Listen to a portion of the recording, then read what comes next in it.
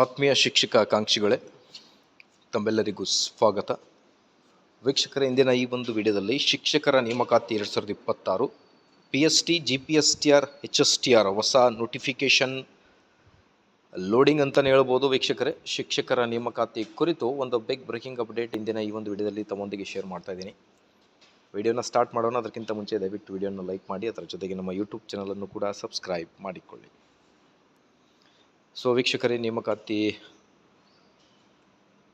ಯಾವ ತಿಂಗಳಲ್ಲಿ ಆಗುತ್ತೆ ಮತ್ತು ಈ ವರ್ಷ ಆಗುತ್ತೋ ಅಥವಾ ಇಲ್ಲ ಅನ್ನೋದ್ರ ಬಗ್ಗೆಯೂ ಕೂಡ ಭಾಳಷ್ಟು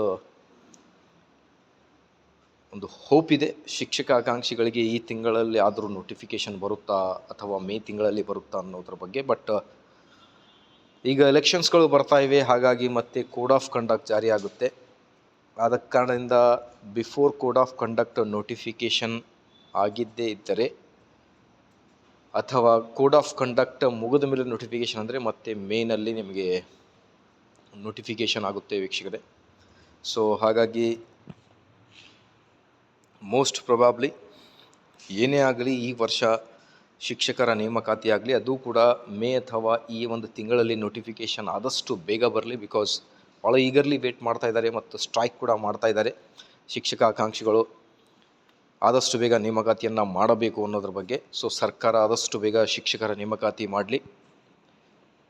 ನೀವು ನಿಮ್ಮ ಅನಿಸಿಕೆ ಏನಿದೆ ಅನ್ನೋದ್ರ ಬಗ್ಗೆ ಒಂದು ಕಮೆಂಟ್ ಮಾಡಿ. ಮಾಹಿತಿ ಇಷ್ಟ ಆದಲ್ಲಿ please like, share and subscribe. Thank you friends.